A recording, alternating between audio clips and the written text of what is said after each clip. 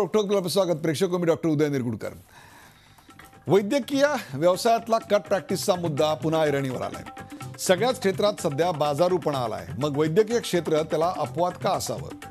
Cut प्रॅक्टिसमुळे डॉक्टरांच्या विश्वासार्हतेवरच प्रश्नचिन्ह निर्माण झालंय।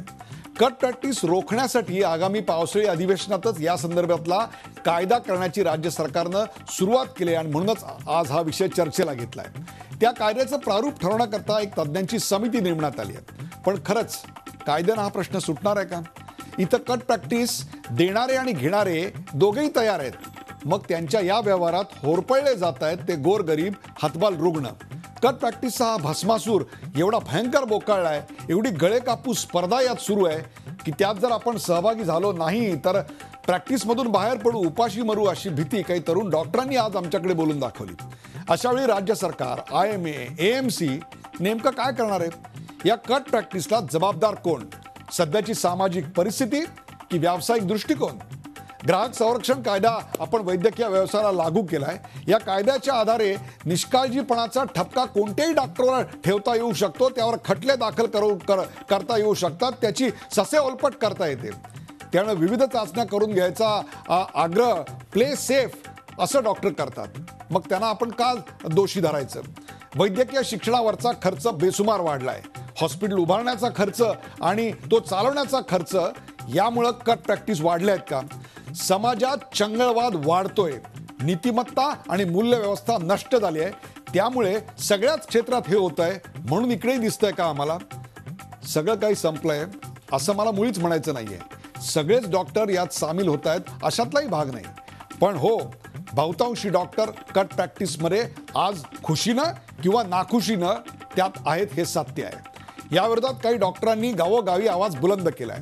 आम्ही कट प्रॅक्टिस करणार नाही असं त्यांनी ठरवलंय आणि तशा आशयाचे बोर्ड देखील त्यांनी आपापल्या खाजगी रुग्णालयांच्या बाहेर मोठ्या प्रमाणात लावायला सुरुवात केली आहे। पण केवळ तेवढ्यानं भ्रष्टाचारानं बरबटलेली यंत्रणा खरोखरच सुधारणार आहे का? डॉक्टर जेव्हा वैद्यकीय शिक्षण घेतात तेव्हा त्यांना नीतिमत्ता आणि न्याय तत्वज्ञानाचं धडे शिकवले जातात, त्याचं आचरण प्रत्यक्षात पाहायला मिळणार आहे का? केवळ कायदा करून कट प्रॅक्टिस रोखता येईल का? कट प्रॅक्टिस थांबल्यानं वैद्यकीय सेवेचा जो रुग्णांना करावा लागणारा खर्च आहे तो कमी होणार आहे का? कायदा झाला तर डॉक्टरांच्या मागे पुन्हा एकदा दुसऱ्या यंत्रणेतून पैसे खाणारं पोलीस राज येणार नाही कशावरून?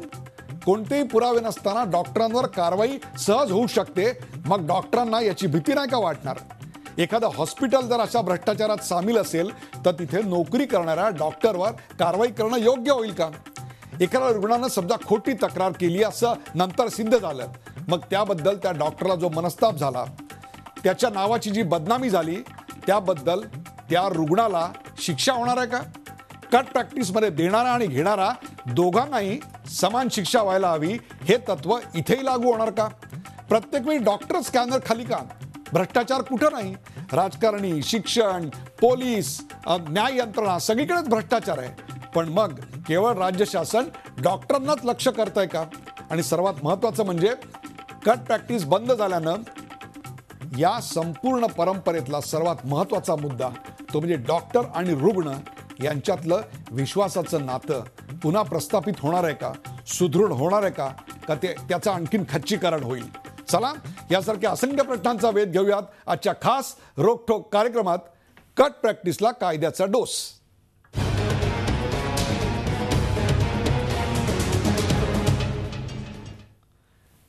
कट प्रॅक्टिसला कायद्याचा डोस। सुरुवातीला पाहूया या विषयावरचा एक छोटासा रिपोर्ट।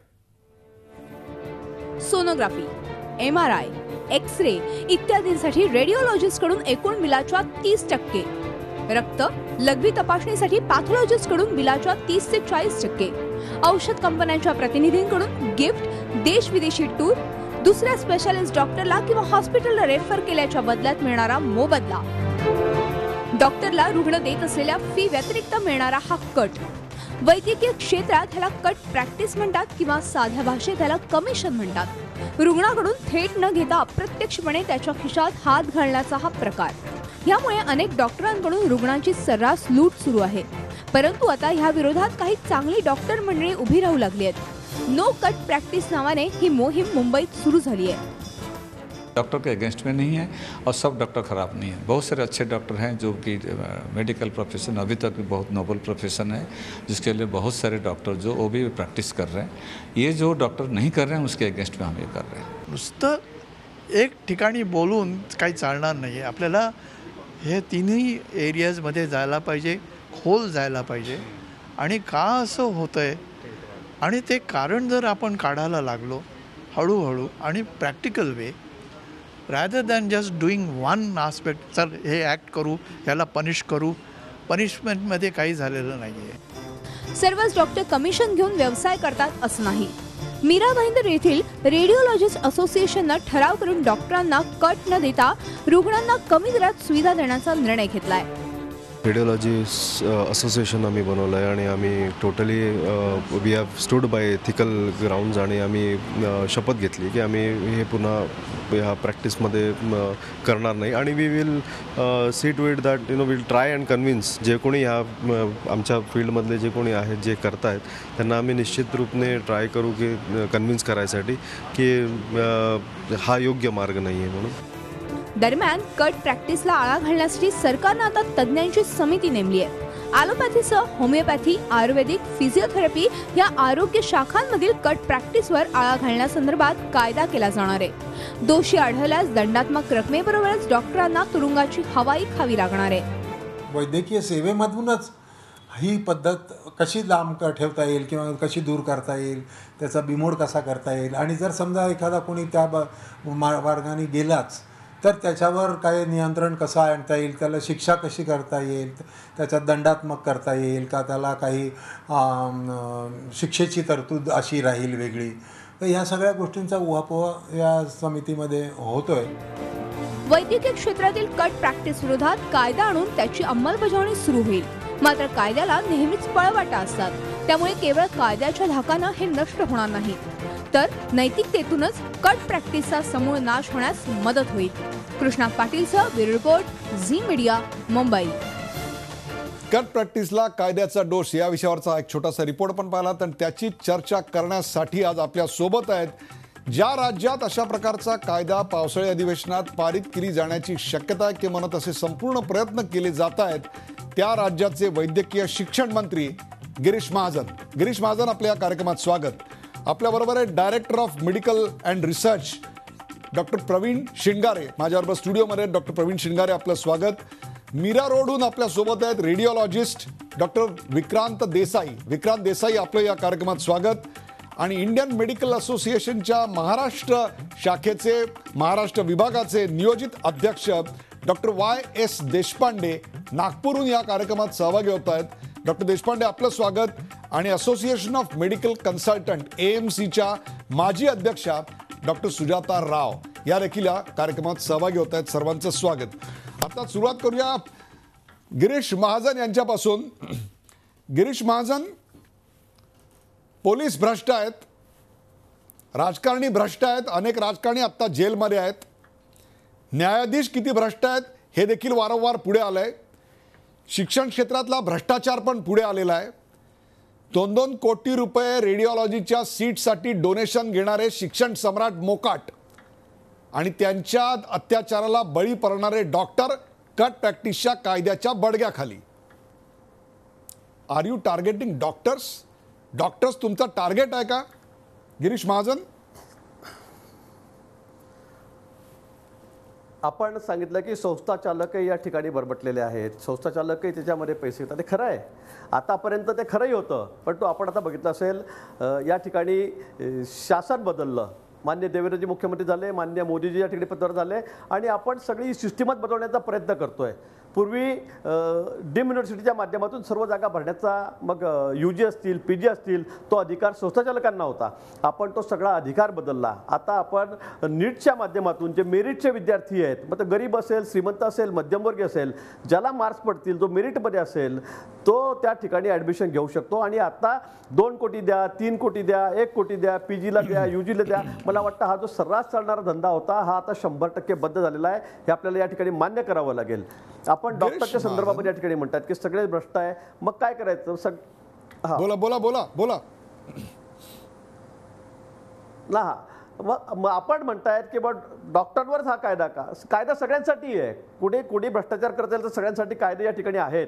परंतु मला दुर्दैवाने सांगावं लागतंय की आज राज्यामध्ये आरोग्यासारखं जे क्षेत्र आहे की ज्या ठिकाणी डॉक्टरांना आपण देवास्वरूप मानतो त्या ठिकाणी, आणि प्रत्येक माणूस असेल, श्रीमंत असेल, मध्यमवर्गीय असेल, गरजू असेल, त्याला डॉक्टरकडे काम पडतंच आहे.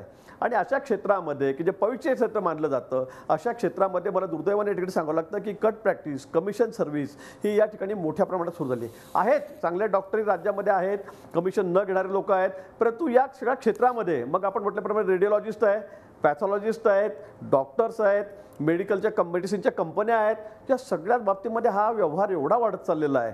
आणि या कट प्रॅक्टिसमुळे अगदी मी सांगेल की मी 25 वर्षापासून या क्षेत्रामध्ये काम करतोय, राजकारणात असल्याच्या आधीपासून काम करतो, 30 वर्षापासून मी बघतोय की गावातला अतिशय छोटं गाव आहे, ग्रामीण भाग आहे, खेडा आहे, तिथे साधा इलेक्ट्रोपॅथी असलेला डॉक्टर, छोटीशी डिग्री असलेला डॉक्टर, मी सांगेल की तो MBBS डॉक्टरपेक्षा जास्त पैसे कमवायला लागलेला आहे. गावामध्ये पेशंट आजारी पडला, त्याला ताप झाला की तुला डेंग्यू झालाय, तुला मलेरिया झालाय, तुला मोठेवरती न्यावं लागेल, तुला हायर सेंटरात न्यावं लागेल, आणि त्या ठिकाणी नेऊन त्यांच्याकडून मग पुन्हा त्या ठिकाणी ॲडमिट केल्यावर त्या पेशंटकडून जे बिल घेतलं जातं त्याच्यामध्ये कमिशनची मोठी एक नवीन पद्धत या ठिकाणी सुरू झालेली आहे. मग तो तालुक्यावर नेईल, तालुक्यात डॉक्टर जळगावला नेईल, किंवा हा डायरेक्ट ग्रामीण भागातला जो डॉक्टर आहे हा जळगावला घेऊन जाईल मोठ्या हॉस्पिटलला, आणि तिथे 30% 40% आणि काही ठिकाणी 50% कमिशन गेलं. आता हा बोजा कुणावर पडतोय? हा शेवटी त्या रुग्णावर पडतोय, त्या पेशंटच्या डोक्यावर हा बोजा पडतोय. आणि तो गरीब माणूस आहे, तो शेतकरी माणूस आहे, शेतमजूर माणूस आहे, त्याला तिथे पैसे दिल्याशिवाय पर्याय नसतो. त्याला इतकं घाबरून दिलं जातं की आता काही खरं नाही, तू हे दे, हे कर, एवढ्या ॲडव्हान्स आण, तेवढे आण, आणि मग त्या माध्यमातून सोनोग्राफी करा, CT स्कॅन करा, MRI करा, त्या ठिकाणी सुद्धा कमिशनच आहे. आणि मला वाटतं की एवढ्या मोठ्या प्रमाणामध्ये काही ठिकाणी ही लूट चाललेली आहे. मला वाटतं ही थांबवण्याची नितांत गरज आहे, कारण प्रत्येक माणसाला डॉक्टरचं गिरीश महाजन, तुम्ही काम पडतंय. तुमच्या बोलण्यातनं चार मुद्दे आले, तुमच्या बोलण्यातनं 4 मुद्दे आले. वैद्यकीय शिक्षण सम्राटांना कसा चाप लावलाय ते तर आपण सांगितलं, पण मला एक सांगा, गेल्या कित्येक वर्षात सरकारनी स्वतःचं असं मेडिकल कॉलेज किती उघडली, सरकारनी स्वतःची अशी हॉस्पिटल्स किती उघडली? मुंबईमध्ये माझी माहिती जर बरोबर असेल तर बाळासाहेब ठाकरे रुग्णालय सोडलं तर आपण काहीही उभं केलेलं नाही आहे. आता प्रत्येक वेळी या सगळ्याला तुम्हाला जबाबदार देणार नाही, कारण मागचं सरकार होतं त्याच्यावर तुम्ही सोपवून मोकळे व्हाल. प्रिव्हेन्शन ऑफ करप्शन ॲक्ट आपल्याकडे आहे की? मग डॉक्टरांसाठी वेगळा कायदा करून एक पोलीस राज, एक इन्स्पेक्टर राज, आता इन्स्पेक्टर त्यांच्या डोक्यावर येणार आणि ते पुन्हा त्यांची वसुली करणार, अशी एक यंत्रणा उभी करून तुम्ही काय मिळवणार? तुम्ही हॉस्पिटल्स का नाही काढत? तुम्ही स्वतःची मेडिकल कॉलेज का नाही काढत?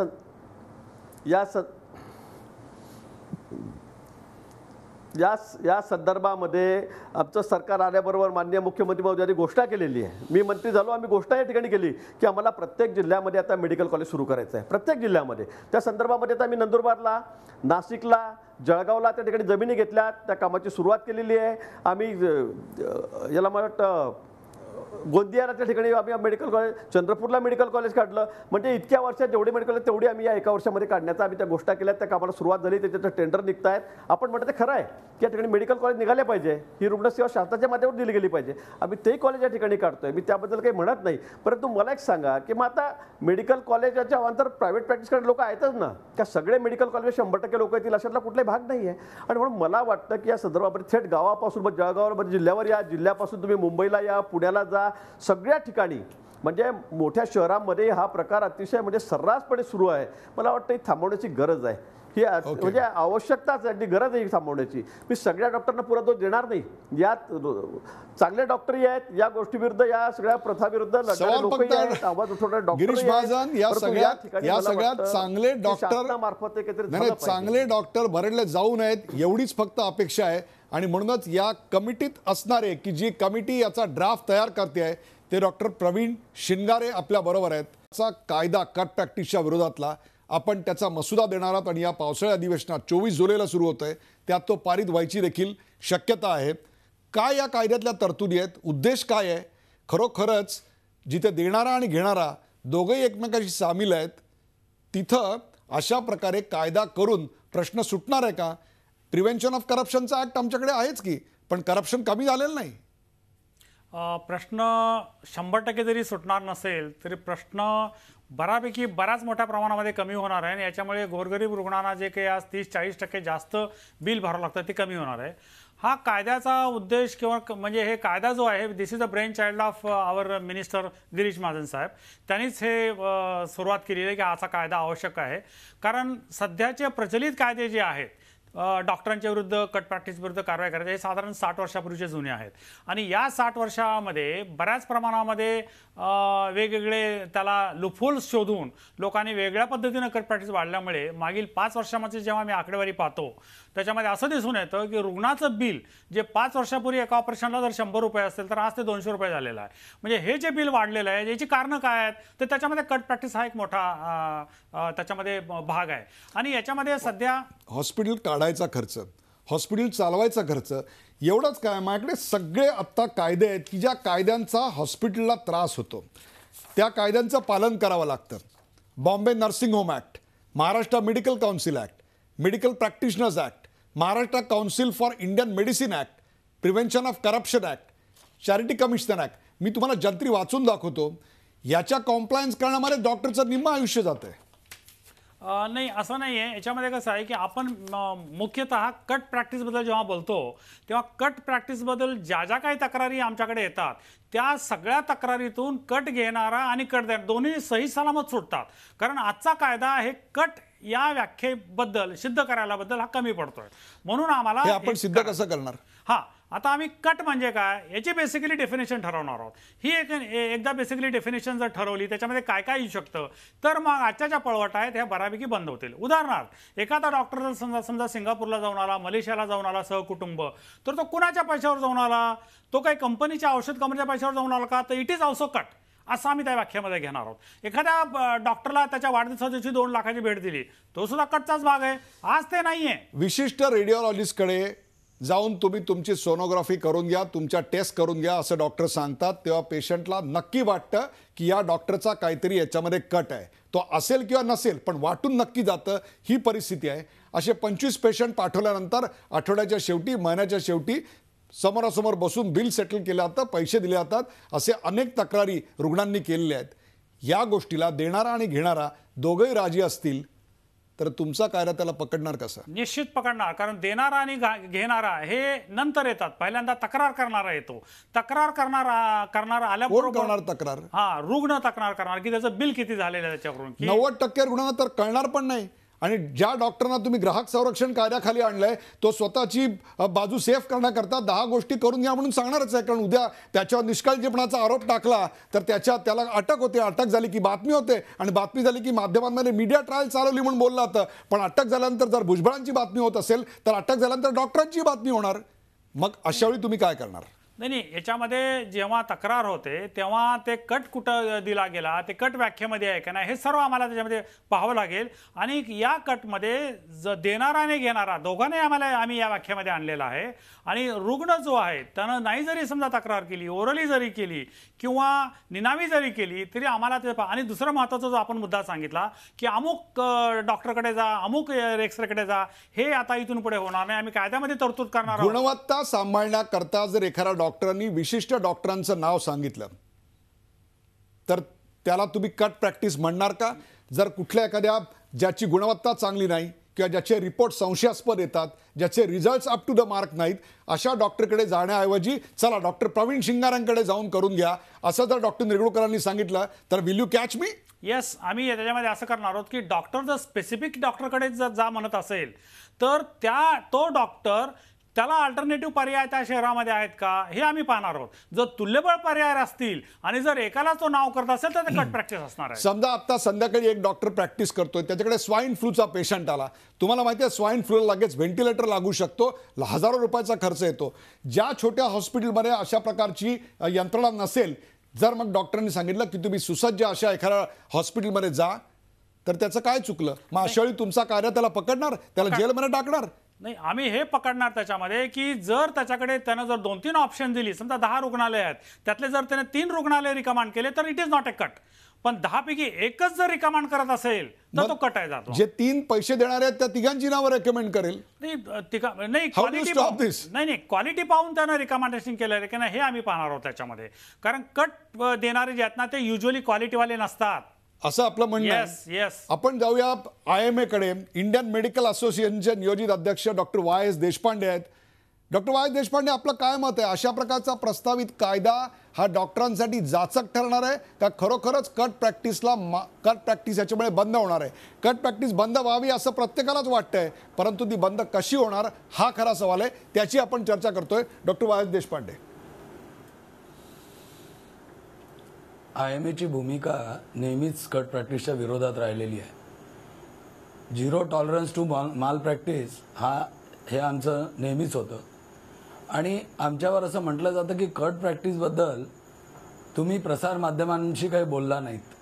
प्रसारमाध्यमांशी आम्ही प्रसिद्धीकरता कट प्रॅक्टिसबद्दल बोललो नाही हे अगदी खरं जरी असलं तरी बी एथिकल आणि refrain others from being unethical हा आमचा जो आहे हे आमचं पहिल्यापासून धोरण राहिलेलं आहे.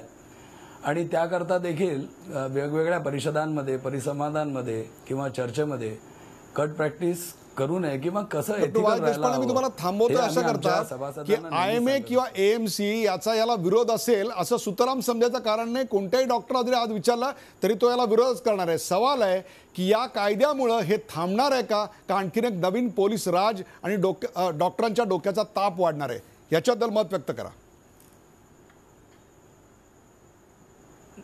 निर्गुणकर साहेब, तुम्ही अगदी बरोबर बोललात. इन्स्पेक्टर राज किंवा पोलीस राज येईल, यामध्ये भ्रष्टाचार वाढेल आणि हा जो आहे हा डॉक्टरांकरता नक्कीच जाचक कायदा राहणार आहे. कारण असं आहे त्याच्यामध्ये की मला सरळ सांगा तुम्ही की महाराष्ट्र मेडिकल काउन्सिल आपल्या राज्यामध्ये एक्झिस्टिंग आहे. महाराष्ट्र मेडिकल काउन्सिलचे निवडणुका झाल्या डिसेंबरमध्ये. तिथे 9 जे कॅन्डिडेट्स आहेत ते निवडून आले आणि महाराष्ट्र शासनाला 5 सदस्यांची नेमणूक करायची आहे. ती 5 सदस्यांची नेमणूक महाराष्ट्र शासन गेल्या 6-7 महिन्यामध्ये करू शकलं नाही. महाराष्ट्र मेडिकल काउन्सिलमध्ये देखील ही तरतूद आहे जसं अनएथिकल प्रॅक्टिसेस करता, ज्याच्यामध्ये 171 केसेसचा जो निवाडा जो आहे तो मागच्या काउन्सिलनी लावला आणि 41 डॉक्टरांना PCPNDT कायद्याअंतर्गत येणाऱ्या याच्याकरता त्यांना सस्पेन्शन पण झालेलं आहे. तर या सगळ्या तरतुदी जर महाराष्ट्र मेडिकल काउन्सिलमध्ये असताना आणि जसं तुम्ही म्हणाला तशा अनेक प्रकारचे वेगवेगळे कायदे असताना पुन्हा हा एक जाचक कायदा आणून आपण इन्स्पेक्टर राज नक्कीच हे करणार आहे आणि प्रामाणिक डॉक्टरांना देखील याचा भरपूर प्रमाणामध्ये एकाच गोष्टीकडे डॉक्टर जो आहे अगदी बरोबर आहे. एकाच गोष्टीकडे माझ्या बाजूला बसलेले दोन्ही डॉक्टर कसं वेगळ्या नजरेनं बघतायत. अर्थात शासनाची याच्यावरची भूमिका काय आहे हे आणखीन एका डॉक्टरला विचारून नंतर आपण गिरीश महाजन यांच्याकडे जाऊया. आपल्यासोबत डॉक्टर सुजाता राव आहेत. डॉक्टर सुजाता राव, अनेक मेडिकल कन्सल्टंट हे मोठ्या मोठ्या हॉस्पिटल्सला अटॅच असतात. अशा वेळी जर एखादा हॉस्पिटल कट प्रॅक्टिस बरे असेल तर तिथं त्या डॉक्टरला दोषी धरणं योग्य आहे का? नवीन येणारा कायदा हा खरोखरच मेडिकल कन्सल्टंट असोसिएशनच्या सदस्य डॉक्टरांसाठी एक देवदूत म्हणून येणार आहे का? याची आपल्याला अडचण वाटते, याची भीती वाटते की कोणत्याही माणसाविरुद्ध त्याची फी द्यायची नसेल तर त्याच्याविरुद्ध तक्रार करा की तो डॉक्टर घुटण्यावर येईल. डॉक्टर सुजाता राव. येस, डॉक्टर हा कायमच घाबरलेला असतो हल्लीच्या वातावरणात. कारण कोणत्याही आता हल्लीच्या वास्तविक आपल्या समाजामध्ये कोणताही पैलू दिसला तर तो पहिला डॉक्टरच्या अंगावरच येतो की पांढऱ्या कोटनीच काहीतरी गडबड केलेली असेल आणि म्हणूनच त्या स्टेंटचं गडबड झालंय किंवा जेनेरिक ड्रगचं गडबड झालंय. त्याची थेट प्रतिक्रिया डॉक्टरांवर होते. आणि तुम्ही म्हटल्याप्रमाणे कायद्याचे भरपूर आपल्याकडे वाट आहेत. काउन्सिल म्हणा, मेडिकल काउन्सिल म्हणा किंवा महाराष्ट्र मेडिकल काउन्सिल म्हणा, कन्झ्युमर प्रोटेक्शन ऍक्ट म्हणा आणि आपले सिव्हिल आणि क्रिमिनल कोर्ट तर आहेतच. कन्झ्युमर कोर्ट सोडून अजून एक कोर्ट आपण लावला, अजून एक कायदा लावला तर तो आपण टिप ऑफ द आईसबर्गला अटॅक करतो एवढंच मला म्हणायचं आहे. कारण मूळ कारण जिथे आहे की व्यवस्था बघायला पाहिजे की आपलं पूर्ण सिस्टमचं कुठे गॅप्स आहेत, कुठे आपण सुधारणा करू शकतो. आणि ते सुधारणा केली तर कुठे आपल्याला त्याच्यातून सकारात्मक उपाय दिसतील. तुम्ही सांगा मला PCPNDT ऍक्ट लागू केलं तेव्हा कितीतरी सुजाता राव, मी तुम्हाला थांबवतो अशा करता. PCND ऍक्ट हा एक वेगळा चर्चेचा विषय आहे, त्याचा कायदा आणि त्याची अंमलबजावणीतल्या त्रुटी हा एक वेगळा विषय आहे. परंतु आज आम्ही वैद्यकीय व्यवसायाला डॉक्टर सुजाता राव ग्राहक संरक्षण कायद्याखाली आणलं. कॉलेजमध्ये ॲडमिशनसाठी डोनेशन्स प्रचंड वाढली, हॉस्पिटलचा सेटअपचा खर्च प्रचंड वाढला. सगळ्याच क्षेत्रात मग एक वेगळी बिझनेस मॉडेल झाली. तसंही इकडे एक प्रकारचं कटचं बिझनेस मॉडेल आलं. स्पर्धा तीव्र आहे, त्याच्याकडे नाही तर माझ्याकडे नाही तर त्याच्याकडे ही वृत्ती प्रचंड वाढली. चंगळवाद सर्वच क्षेत्रात आहे. 30च्या आत प्रत्येकालाच मर्सिडीज घ्यायची आहे, वकिलाला घ्यायची आहे, इंजिनियरला घ्यायची आहे, IT इंजिनियरला घ्यायची आहे, अगदी पत्रकारांनाही घ्यायची आहे. मग डॉक्टरनी अपेक्षा बाळगली आणि त्यांनी हे केलं तर त्यालाच टार्गेट केलं जात आहे का? बोला. डॉक्टरांना 40 वर्षापर्यंत डॉक्टरांना अशी अपेक्षाच नसते मर्सिडीज घ्यायची, कारण 40 वर्षापर्यंत त्याचा प्रॅक्टिसचा जमच बसत नाही. पहिली गोष्ट, त्याचं आयुष्य 30 वर्षापर्यंत त्याचा अभ्यासक्रम होतो पूर्ण. त्याच्यानंतर त्याला जर प्रॅक्टिस जमवायची असेल त्याला 5 ते 10 वर्ष लागतात. त्या डॉक्टरांना कोणतीही मदत मिळत नाही. बघितलं तर फिल्म इंडस्ट्री आहे किंवा बिझनेस इंडस्ट्री आहे किंवा बिल्डर्स इंडस्ट्री आहे, लॉयर्स इंडस्ट्री आहे, CA आर्किटेक्ट सगळ्यांची इंडस्ट्रीज आहेत. इथे आम्हाला कोणतेही रेंटवर क्लिनिक घ्यायचं असेल किंवा हॉस्पिटल जर मांडायचं असेल तर लोन पासून खासगी आपल्याला जे जे औषधं लागतात त्यापासून वेगवेगळे कायदे लागू पडतात आणि वेगवेगळ्या अटी निर्माण होतात. तर ह्या परिस्थितीमध्ये तुम्ही डॉक्टरला एकटा सोडून देता समाजामध्ये की तू शिकलायस, तू हुशार आहेस, तुम्हाला चारही आपल्या सोबत आता तू कर. विक्रांत, बरोबर तुम्ही मुद्दा मांडलाय. विक्रांत देसाई आपल्या बरोबर आहेत. त्यांच्याकडे जाण्यापूर्वी मी तिन्ही डॉक्टरांना आतापर्यंतच्या नंतर हाच प्रश्न घेऊन विक्रांत देसाई यांच्याकडे जाईन. म्हणजे प्रवीण शिंगारे, तुम्ही तर स्पष्टपणे मान्यच केलं की कट प्रॅक्टिस प्रमाण आहे. किती प्रमाण आहे आपल्याकडे? जर 100 रुपये बिल आमचे पेशंट देत असतील तर त्यात किती रुपयाची कट प्रॅक्टिस असते आणि किती टक्के डॉक्टर कट प्रॅक्टिस करतात असा आपला अंदाज आहे? साधारणपणे 25 ते 40% कटचं मार्जिन असतं. म्हणजे 100 रुपये जर आम्ही बिल देतो त्या 40 रुपये हे कट प्रॅक्टिस मध्ये जातात. 25 ते 40 रुपये कट प्रॅक्टिस आणि डिपेंडिंग किती 100 डॉक्टर असतील तर किती डॉक्टर या धंद्यात आहेत, गोरख धंद्यात? येस, या धंद्यामध्ये मी असं म्हणेन की 20% डॉक्टर या धंद्यामध्ये आहेत. YS देशपांडे, आपल्या आकडे काय आहेत, काय वाटतं? हे स्टॅटिस्टिक यांना शिंगारे सरांना कुठनं मिळालं? अशा प्रकारचं 20% डॉक्टर खाजगी डॉक्टर कट घेतात हे म्हणणं अगदी चुकीचं आहे. मी याला थोडासा एक वेगळा अँगल देईल. कट प्रॅक्टिस जे आहे आपल्याला याच्यामध्ये कॉर्पोरेट हॉस्पिटल किंवा या मोठ्या हॉस्पिटलचा विचार करायला पाहिजे. तिथे डॉक्टर्स लोकांना टार्गेट दिलं जातं, त्याचं प्रेशर जे आहे ते डॉक्टर लोकांवर राहतं. आणि मोठ्या हॉस्पिटलमध्ये जे तज्ज्ञ डॉक्टर्स आहेत किंवा मोठे डॉक्टर्स आहेत त्याच्यामध्ये बरेचदा असं होतं की हॉस्पिटलच्या खर्चाच्या व्यतिरिक्त ते त्यांचं स्वतःची पुन्हा फी जी आहे ती आकारतात. त्याला आपण कट म्हणू शकू. जे इंडिव्हिज्युअल रन हॉस्पिटल जे आहेत ते कसे हॉस्पिटल चालवत असतात आणि रुग्णांना कमीत कमी पैशामध्ये कशी सेवा देता येईल याचा विचार करत असतात. त्याच्यामुळे 20% तुम्ही जे सरसकट प्रायव्हेट प्रॅक्टिशनर बद्दल जे स्टॅटिस्टिक दिलं मी त्याच्याशी सहमत नाही. ओके, आपण असं म्हणूया, आपण आपलं मत असं आहे, YS देशपांडे, थोडक्यात आपलं असं मत आहे की जी काही कट प्रॅक्टिस होते ती मोठ्या मोठ्या ब्रँडेड हॉस्पिटलमध्ये होते. छोटी जी रुग्णालयं आहेत त्या रुग्णालयांमध्ये कोणत्याही प्रकारची कट प्रॅक्टिस होत नाही. लक्षात घ्या, हे सगळं या कार्यक्रमाद्वारे प्रेक्षक बघतायत, ते अंतिमतः याचे न्यायाधीश आहेत आणि ते नक्की मत बनवत असतात की आपलं मत आणि त्यांना आलेला अनुभव यात काही तफावत आहे का. हाच आकडा आपण विचारूया सुजाता राव यांना. किती टक्के डॉक्टर याच्यात सहभागी होतात आणि किती टक्के त्यांना द्यावे लागतात, आपला काय अंदाज आहे? माझा अंदाज स्पेसिफिक डॉक्टरांपुरता नाही आहे. माझा अंदाज समाजापुरता आहे की समाजामध्ये वेगवेगळे घटक आहेत. प्रत्येक घटकामध्ये काही ब्लॅक शिप असतात आणि ते लॉयर्स मध्ये असू देत किंवा अकाउंटंट मध्ये असू देत. ते तर मान्यच केलं असतंय का हे तपासून बघतोय आपण. डॉक्टरांमध्ये हे प्रमाण जास्त आहे का? नाही, आम्ही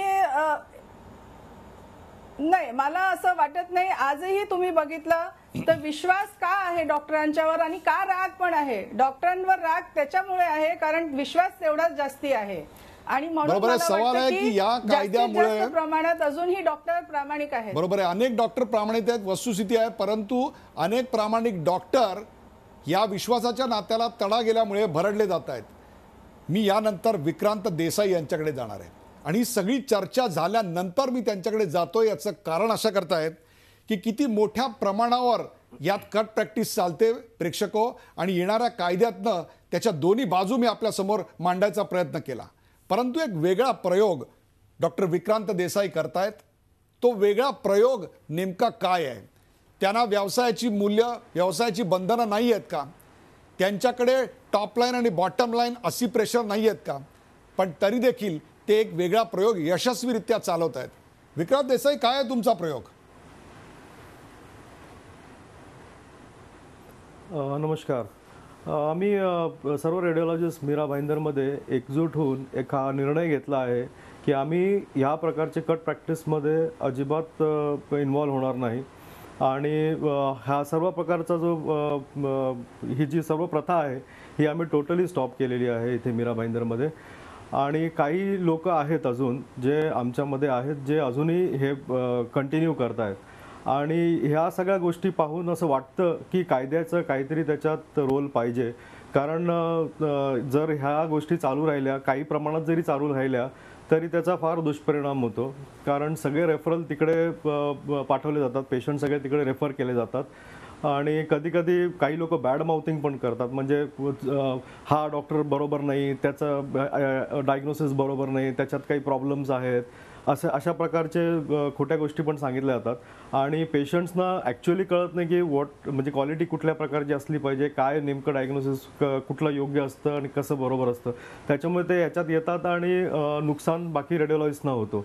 तर अशा प्रकारच्या गोष्टी आम्ही पाहिल्या आहेत आणि आम्ही बराच प्रयत्न केला पण काही लोकांना दे कॅनॉट, म्हणजे ते बदलू नाही शकत आणि जर ते बदलू नाही शकत तर आम्ही कोणाकडे जावं? विक्रांत देसाई, कट प्रॅक्टिस बंद केल्यामुळे कोणा रेडिओलॉजिस्टच्या प्रॅक्टिसवर काही परिणाम झालाय? प्रॅक्टिस घटली, प्रॅक्टिस वाढली?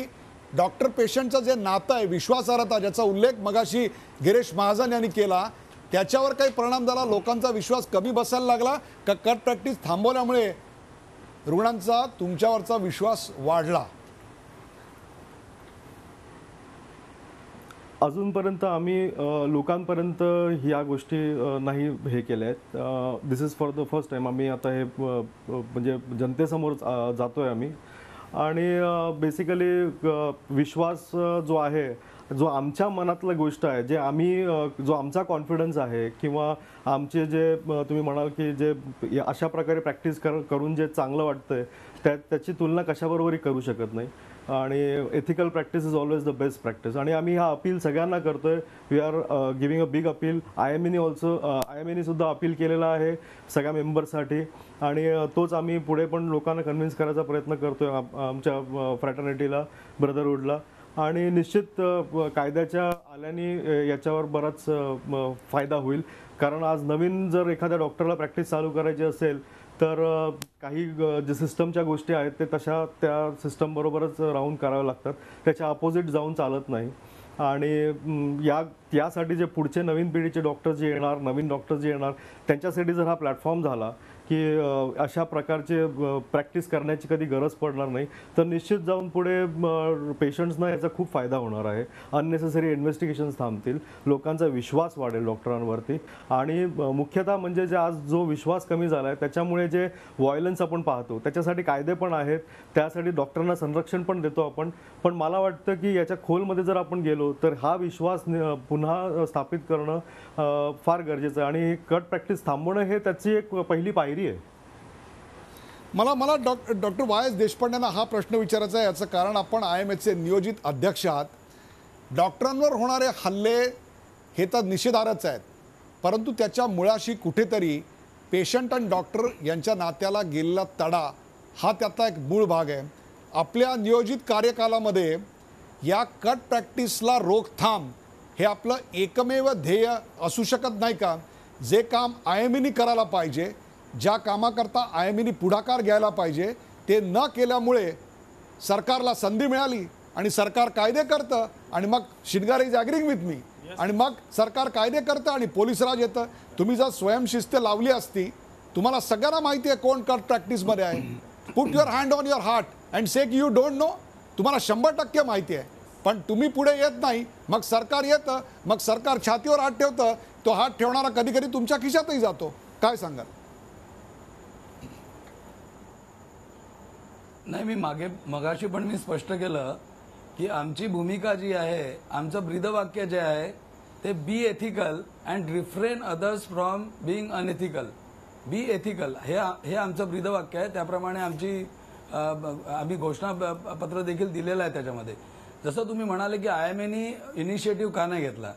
IMAनी इनिशिएटिव्ह घेतला नाही, पण IMA या एथिकल प्रॅक्टिसेसबद्दल आमच्या कार्यक्रमांमध्ये आणि आमच्या मासिकांमध्ये आम्ही आमच्या सभासदांना अवगत करत असतो.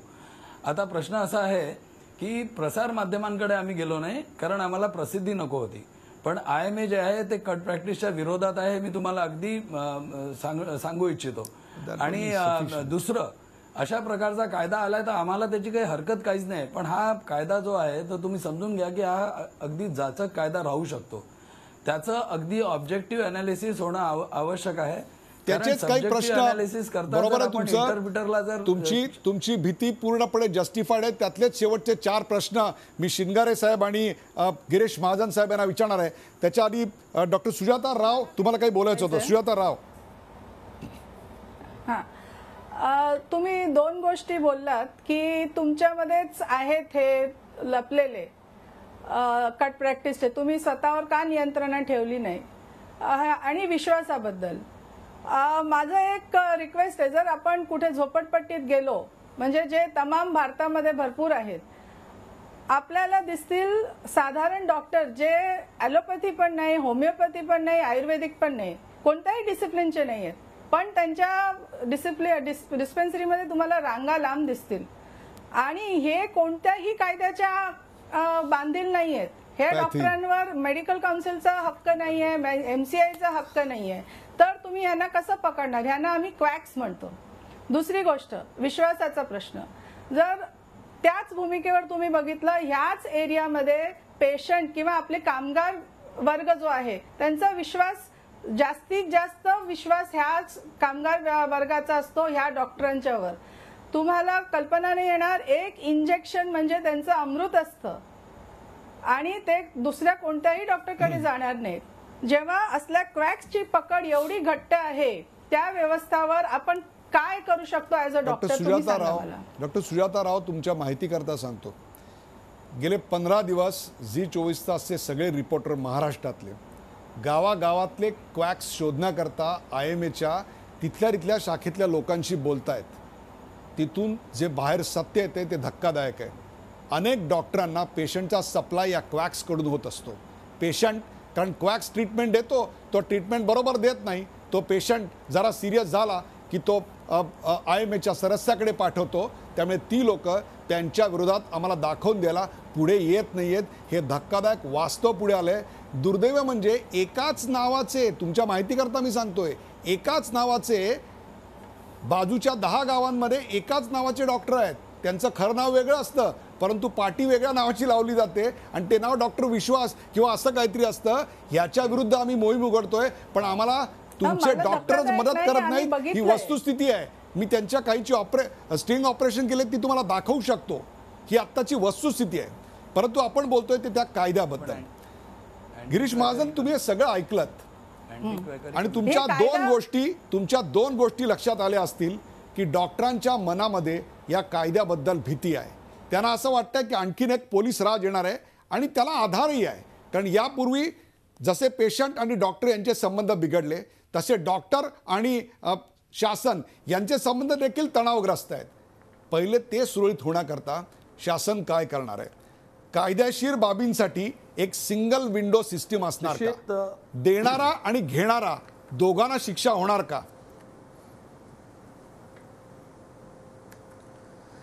तर या संदर्भामध्ये कायदा करताना आम्ही सर्व प्रकारची काळजी घेणार आहोत. मला आधी स्पष्ट करायचं आहे की या ठिकाणी जे प्रामाणिक डॉक्टर आहेत त्यांनी अजिबात घाबरण्याचं कारण नाही, अजिबात घाबरण्याचं कारण नाही. कारण आम्ही समिती केलेली आहे कायदा करताना, यातले काय लूपहोल असतील, यातल्या अडचणी काय असतील, डॉक्टरांना काय अडचणी होऊ शकतील किंवा त्यातून कसे पाळवाट राहतील, या सगळ्या बाहेर काढण्यासाठी आम्ही त्या ठिकाणी समिती नेमलेली आहे. राज्याचे महासंचालक, पोलीस महासंचालक दीक्षित साहेब यांच्या अध्यक्षतेखाली आम्ही डॉक्टर ओक आहेत, डॉक्टर सुपे आहेत, डॉक्टर कारखानीस आहे आणि हेमंतराव बाविस्कर यांना आमंत्रित म्हणून आम्ही तिथे घेतलेलं आहे. आणि असे 5 लोकांची समिती आहे. ही समिती सर्वकष अभ्यास करते आणि हा अभ्यास करत असताना आम्ही सगळ्यांना, मग जे सोशल ॲक्टिव्हिटीज आहेत त्यांना आम्ही या ठिकाणी घेणार आहोत, जे डॉक्टर आहेत, IMA आहेत, MA, सगळ्यांना आम्ही विश्वासात घेऊन, आणि अजून कुणाला आपलं वैयक्तिक मत नोंदवायचं असेल तर त्यांचीही मतं लक्षात घेऊन आम्ही या ठिकाणी हा कायदा करणार आहोत. आणि त्यामुळे याच्यामध्ये उगाच कोणाला तरी त्रास द्यायचा आहे का कोणाला तरी कायद्याचा त्रास होईल असा कुठलाही हेतू या ठिकाणी शासनाचा नाही आहे. परंतु माझं आपल्याला पुन्हा एक म्हणणं आहे, निरगुडकरजी आपण मला एक सांगा, आता आमचे डायरेक्टर आहेत शिंगारे, त्यांनी सांगितलं की 20% लोक या ठिकाणी, मी आता स्पष्टच बोलणार आहे. आता मी सांगितलं की मी गेल्या 25-30 वर्षापासून आरोग्य क्षेत्रामध्ये आहे. 2 लाखाच्या वर पेशंट मी या ठिकाणी मुंबईला येऊन मोठे ऑपरेशन करून घरी परत पोहोचवलेले आहेत, अगदी ग्रामीण भागातले गरीब. मला या क्षेत्रातली पूर्ण माहिती आहे. हा 20% आकडा खरा आहे का, आपल्याला तरी पटतं आहे का? आज एवढी जीवघणी स्पर्धा या क्षेत्रामध्ये वाढलेली आहे, एवढी जीवघणी स्पर्धा वाढलेली आहे की आपण त्याची कल्पनासुद्धा करू शकत नाही. आहेत चांगले डॉक्टर आहेत, पण मग त्याच्या बदनाम्या कशा होतील? या डॉक्टरकडे गुण येत नाही, याच्याकडे हा मरून गेला.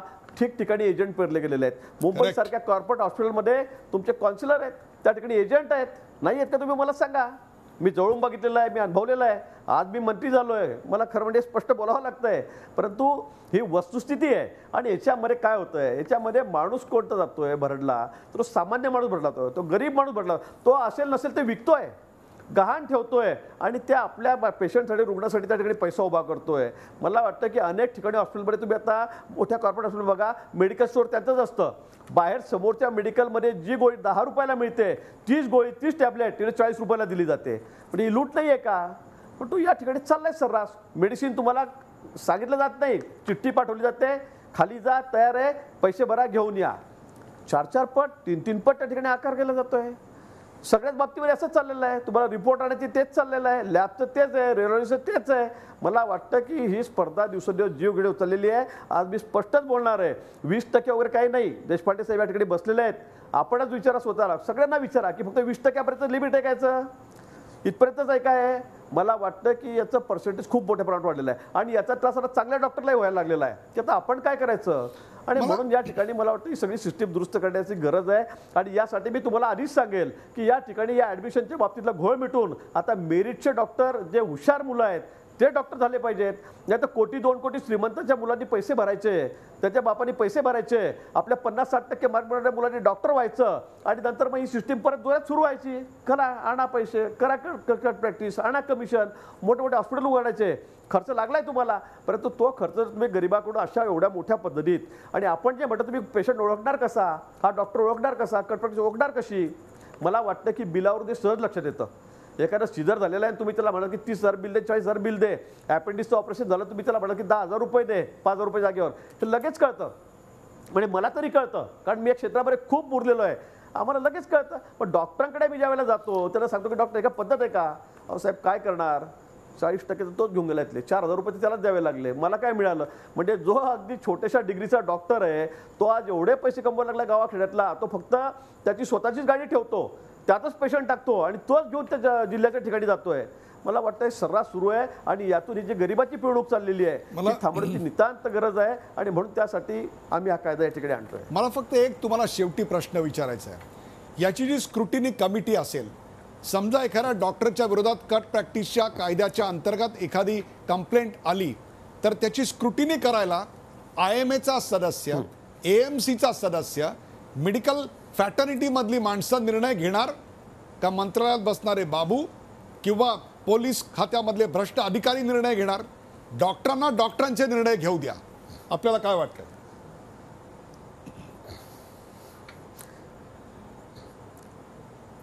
या संदर्भामध्ये आम्ही आता एक समिती तयार केलेली आहे आणि त्यात सगळे तज्ज्ञ डॉक्टर आहेत, या क्षेत्रातले तज्ज्ञ आहेत, पोलीस खात्यातले तज्ज्ञ आहेत. अजून हा सगळा मसुदा ठरायचा आहे की नेमकं या संदर्भामध्ये कोणी निर्णय घ्यायचा, काय करायचं, कुठल्या कशा पद्धतीने त्याची कारवाई व्हावी या ठिकाणी तयार होतोय, मसुदा तयार होतोय आणि त्या संदर्भामध्ये अजून अंतिम टप्प्यापर्यंत आम्ही पोहोचलेलो नाही. पण निश्चित मी पुन्हा सांगेल की या संदर्भामध्ये कुठेही पोलीस राज येईल, निरपराध लोकांना त्रास होईल, प्रामाणिक लोकांना त्रास होईल, अशा कुठेही किंवा कायदा असा या ठिकाणी बनवला जाणार नाही.